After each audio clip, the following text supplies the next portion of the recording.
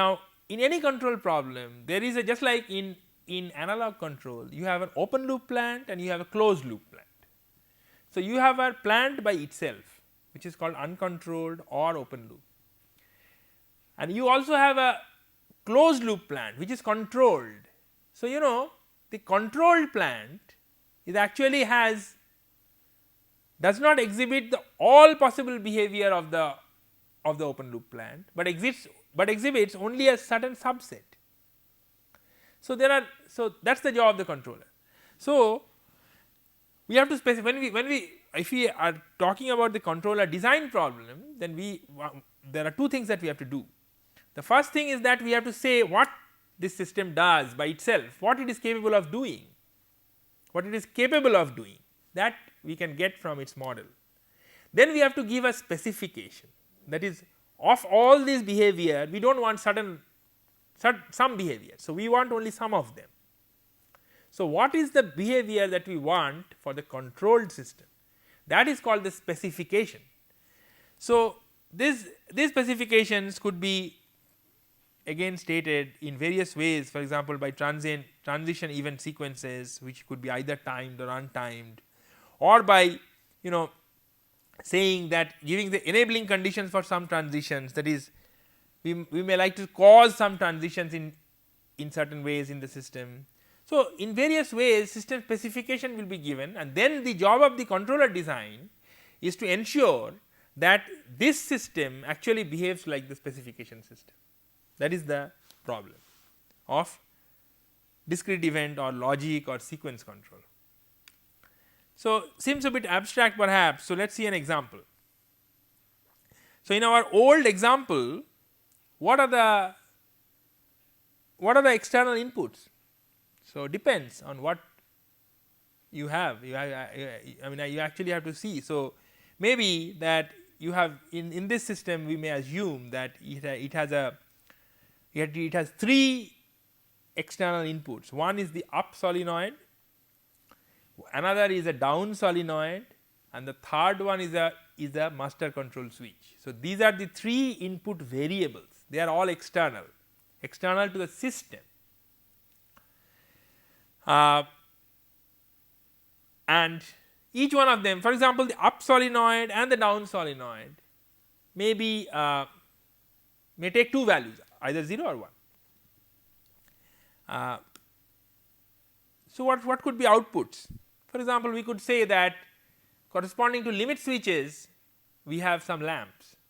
So, whenever a limit switch is made, we have an up lamp and a down lamp. So, they are like indicators.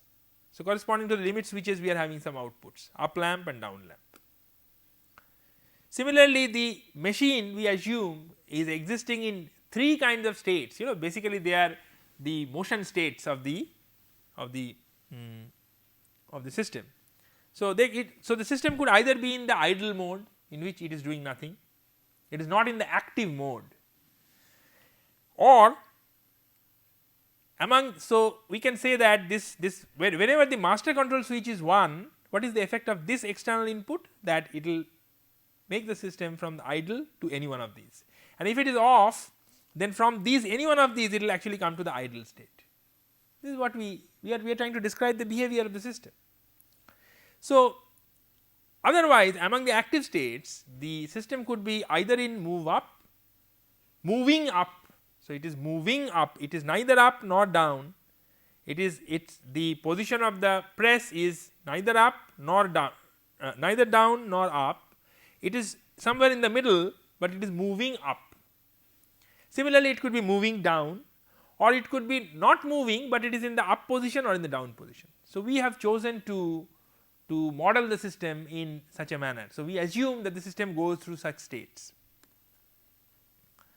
Now state changes, what are the typical state changes in the system? For example, we say that the external inputs are MCS, up solenoid and down solenoid.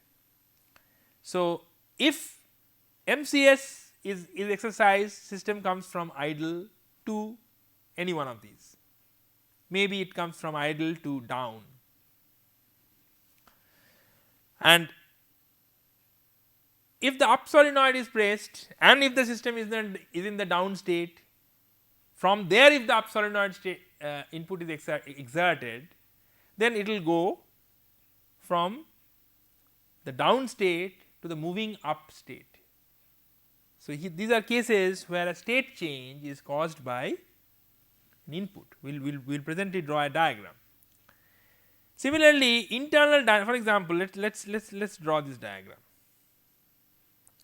So,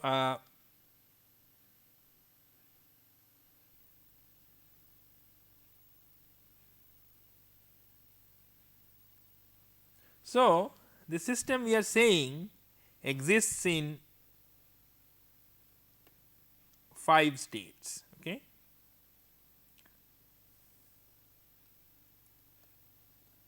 So, maybe this is up, this is down, this is moving up, and this is moving down, and somewhere here you have idle.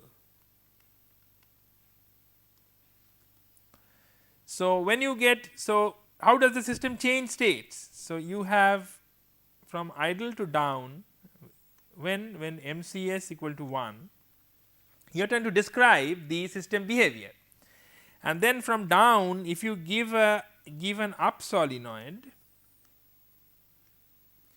then it goes to the moving up state. From there by internal dynamics after some time it will go to the up state. In the up state if you give it a down solenoid equal to 1 input, then it will be moving down state, and then by itself it will come to the down state, right. In between sometimes self loops, that is you can write that in between if moving down is in this position, it will be in the moving down state, because it might take quite some time for it to come down from up to down state. So, and then we can say that from anywhere if you go to moving up, then it goes to idle. If MCS becomes 0 at any point of time, then it goes to the idle state. So, you know that we are basically graphically we are describing how the system goes from one state to another because of various external inputs or because of internal dynamics. Okay. And similarly we can say that, for example, we can have the various outputs.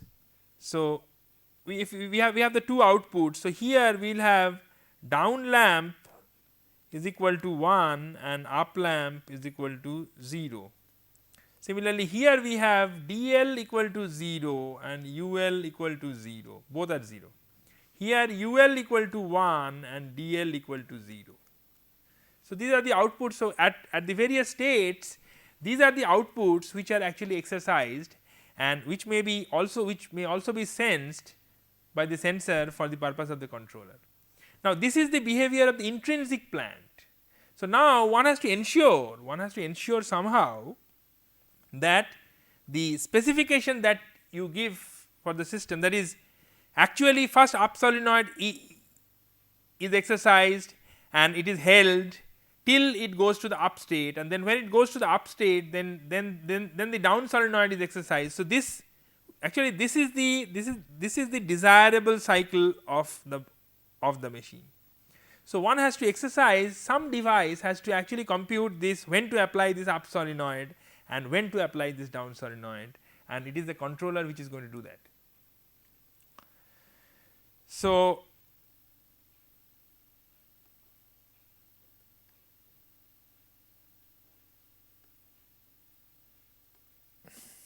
right. Similarly, as we say that events are caused by state changes, because this we have already for example, in moving up lamp is equal to 0, when there is a state change from moving up to up lamp becomes 1. So, state changes also cause outputs, and a system specification, as we said, that what is the objective of the machine? The objective of the machine is that when the control switch is on At that time it must come down, go up, come down, go up, this it must do a certain number of times till the MCS switch is put off. If the MCS switch is put off, immediately from there it must go to the idle state, which we can describe what is the position of the press at that time, whatever it is. So, the system specification for this system could be an alternating sequence of up and down states. So, it must continuously go from up to down and down to up states. So, having done this example, we can take a look at some basic differences between sequence control and analog. So, firstly, the process variables in the sequence control are discrete valued, in analog they are continuous valued. The model, as a consequence, the model here is logical, typically state transition kind of models, while in analog control they are numerical. So, you use either differential equation or you use difference equation. So, use some equation with numerical equations. Similarly, the signals, generally the signals indicate some status. So, something is on, off, maybe a traffic light is either red or amber or green, or we are interested in, or they are sometimes signals are in this case sequence of symbols. So, it goes from up down, up down, up down, or maybe a conveyor for a buffer, another part, another part, another part, buffer empty, another part, another part. So, these are sequences. So, another part is an event occurring whenever another part comes into the buffer, and in between certain other event called buffer empty takes place. So, the signals, by signals we mean the sequence of these events in the case of sequence control. On the other hand, we know that in the case of analog controls, we want to specify actual trajectories, we want to specify properties of trajectories, rise time should be less than something, maximum overshoot should be less than something. So, what are we trying to say? We are trying to say that we are trying to describe some properties of the continuous trajectories in terms of their values, while in sequence control we are interested in either status of some signals and their sequences over time, right. Oops.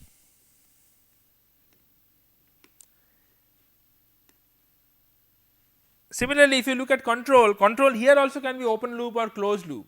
Closed loop control is possible even for discrete event or logical control. For example, in our die press example, we had those two limit switches. So, any controller that will work can take feedback of the state of the process using the limit switches and then decide the control input. So, in that sense logic control can also be feedback control, right, but it is generally on off or logical kind of control, and they are generally supervisory in nature. That is, they are used to decide, in many cases they are used to decide the command sequences, which are again realized in turn by the automatic controllers. While in the automatic controllers we could have linear or we could have non-linear controllers, and I mean which are actually working at an automatic control level. One very interesting design is, of course, since you have so much simplified the state space or the values that signals can take into 2, 3 or 4 codes. So, these models are much simpler. So, for example, very linear, non-linear differential equations can then finally give rise to some 5, 6, 7, 8 or maybe 20 state finite state machine, which is a much simpler model compared to the nonlinear differential equation. So, generally design is order of magnitude simpler than continuous automatic control designs. One interesting thing is that tuning is generally not needed, because the models are generally not physical, they are actually abstract information oriented models. So, unless you change the strategy of operating the plant, the controllers need not be tuned, while in the case of automatic control, because system heat transfer coefficient will change, pipes will develop sludges inside, valve characteristics will change, reactor characteristics will change. So, therefore, automatic controllers continuously require tuning from time to time, but these sequence control controllers, they generally do not require any training, any tuning frequently, because processes, till you do not have a different automatic control system which will take different inputs, or you want to change the whole operating mode of the process, there is no tuning of the sequence or logic control law to change. So, now we have perhaps understood the discrete event control problem. Now, this is not new, it used to be, this kind of problems have been handled in the industry long time, even before the microprocessor came into existence. So, previously what people used to do is that people used to use relays and contactors to actually realize this kind of logical functions, you know. So, that is why previously such logical functions used to be called relay logic. In fact, the name relay logic diagram, relay logic ladder, these are basically legacies of that past, which are still being used. Of course, they are gradually getting changed, and probably after 5-10 years relay ladder logic may not be so relevant. People will find other graphical and other ways of describing these programs, but it is a fact that PLCs have actually, as they started to replace the relay logic, and so why they are better than relay logic, that we can see. For example, relay logic is hardwired, actually things are put, relays, contactors, they are actually connected, right, while PLCs, the logic is actually in a program. So, while if you want to change the logic little bit, then you have to dismantle relay logic, at least some parts, and then again install a new one. While in the case of PLCs, because it is a microprocessor device, all it takes is to change the program, right. Therefore, these are, relay logic is actually difficult to upgrade and maintain, while PLCs are very modular. You can just take out one and you can put it another, you can all the time put, you can expand your system very easily. You can buy new input output modules, you can then simply plug them into the racks without any problems. These are much more industry friendly to upgrade and maintain. Relay logic is obviously much more limited in terms of size and complexity, because you have to construct them using physical relays, while PLCs you can literally put, thousands and thousands of such logical functions merely in computer memories. So, they are in terms of speed, size, complexity, and even reliability, they are beating their relay counter. They have already beaten, no question of beating, they have already beaten their relay counterparts hands down. So, very old technology actually. Nowadays hardly anybody uses it. In fact, all the time, anywhere you go to any factory, you will find tens of PLCs all around. So, what is a PLC? What does it do? We have understood that it is a, actually I looked at the internet and tried to locate some definitions of the PLC, and these are some of the definitions which I found on the internet, but somehow I did not like them. So somebody says it is a solid state device designed to perform logic functions. Solid state device, the term is actually not very communicative, because it describes everything is a solid state device, even a small transistor is also a solid state device. So, solid state device designed to perform logical functions, what's previously accomplished by electromechanical relays. This is something which mentions the history. Devices used for control, operation and integration of manufacturing processes. Yes, this is I like it more, of manufacturing process equipment and machinery, but it does not say what kind of device these are. It is very cryptic on the device side. An assembly of digital logic elements, this word element is very confusing. What is meant by digital logic elements? Designed to make logical decisions. So, designed to make logical decisions and provide outputs. So, I thought that I will find out my own definition. So, I am calling it an industrial computer. It is actually a computer which is used for industrial functions. What kind of functions?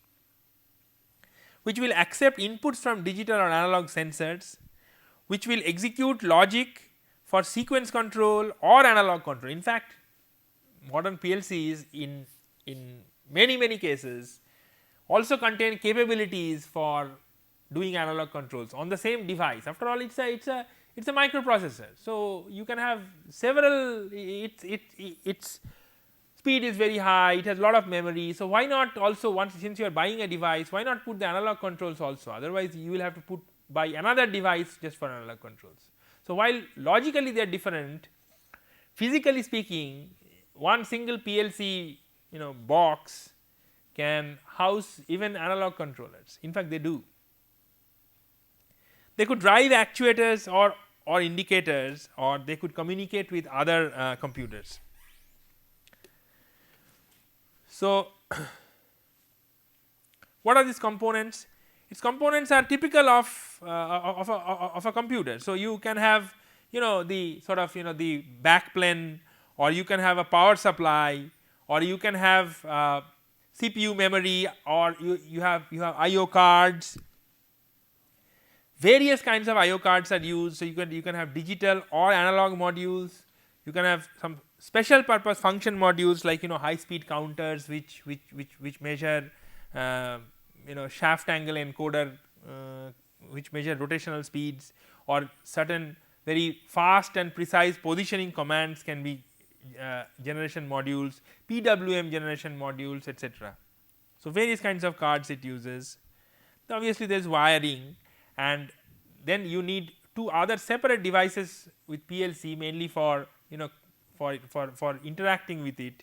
One of them is a programmer using which you can download the PLC, or you can see how variables are getting changed, and the other is a man machine interface which can display some of the variables nicely so that people can see how things are being controlled. So, actually we will make I have a little change of plan in this thing. Since time is nearly up, so I would skip the programming part in this lesson, and then we will include it in the next lesson. So, I am going to skip the next few slides and then come directly to the lesson review. Okay. So all these things will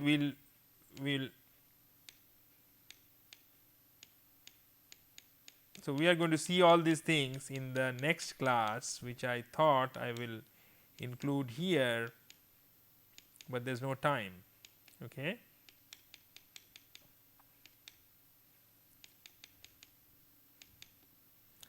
So, yeah.